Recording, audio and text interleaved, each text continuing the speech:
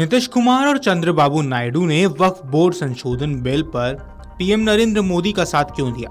ये सवाल राजनीतिक गलियारों में चर्चा का विषय बना हुआ है, क्योंकि दोनों ही नेताओं को मुस्लिम वोटरों का भारी समर्थन मिलता रहा है। इसी आधार पर विपक्ष को लग रहा था कि वक्फ जैसे संवेदनशील मसले पर ये पीएम मोदी का साथ तो नहीं देंगे, लेकिन दोनों नेताओं ने सबको चौंकाते हुए न सिर्फ बीजेपी का साथ दिया, बल्कि वक्फ बिल के समर्थन में ऐसी बातें कही जो विपक्ष को चुभने वाली थी। तो क्या मुस्लिम वोट खिसकने का डर खत्म हो गया है?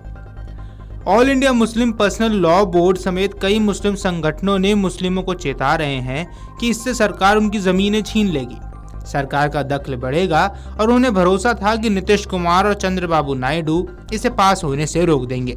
लेकिन ऐसा कुछ नहीं हुआ, बल्कि दोनों पार्टियों ने खुलेआम बिल को समर्थन दे दिया। अब सवाल उठना लाजमी है कि आखिर नीतीश कुमार और चंद्रबाबू नायडू ने इस बिल को समर्थन क्यों दिया है।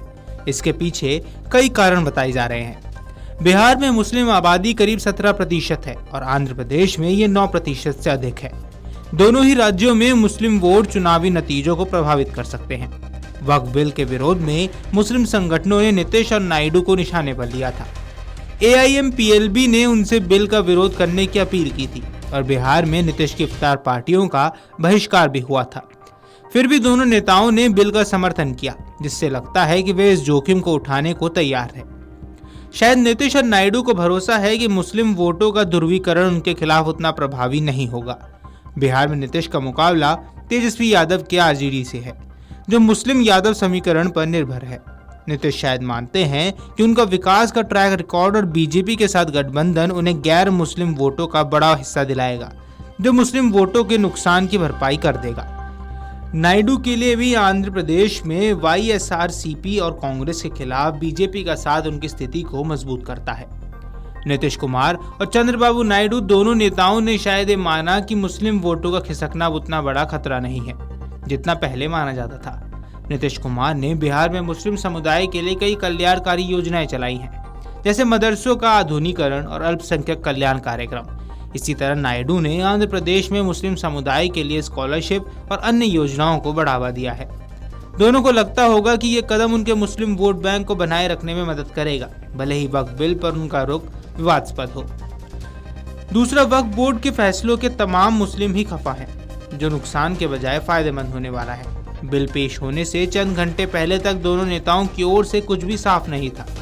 फिर अचानक कहा जाने लगा कि JDU ने इस बिल में कई सुझाव दिए हैं जो मुसलमानों के लिए जरूरी हैं। सरकार ने उन सभी को मान लिया है और नीतीश कुमार की पार्टी JDU का सबसे बड़ा सुझाव था कि इस कानून को पीछे से न लागू किया जाए, और सरकार ने उसे मान लिया है। इसका मतलब है कि कानून जब पास होगा तभी से इसे लागू माना जाएगा। ये मैसेज मुसलमानों तक भी भेजा गया कि JDU और TDP ने मुसलमानों के हक में बिल में बदलाव करवा दिए हैं। दरअसल बीती रात लोकसभा में वक्फ संशोधन विधेयक पास हो गया।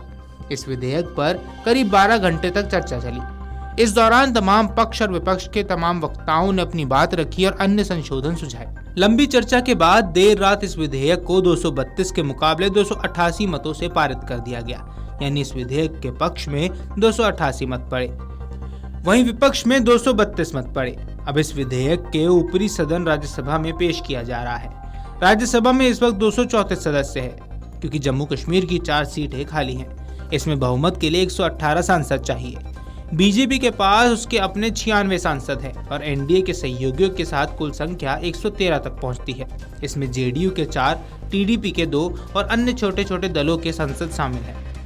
इसके अलावा 6 मनोनीत सदस्य हैं जो आमतौर पर सरकार के पक्ष में ही वोट करेंगे। इससे NDA की ताकत 119 हो जाती है, जो बहुमत से 2 ज्यादा है। अगर कुछ सांसद गैर हाजिर रहते हैं या विरोध में वोट करते हैं तो सरकार के लिए वहां मुश्किल खड़ी हो सकती है। Video desk, Amar Ujala dot com. अगर आप ये वीडियो YouTube पर देख रहे हैं तो हमारे चैनल को सब्सक्राइब कर बेल आइकन दबाएं, और Facebook पर देख रहे हैं तो हमारे पेज को लाइक करें। 8 मिलियन+ सब्सक्राइबर, आपके इस भरोसे के लिए बहुत धन्यवाद।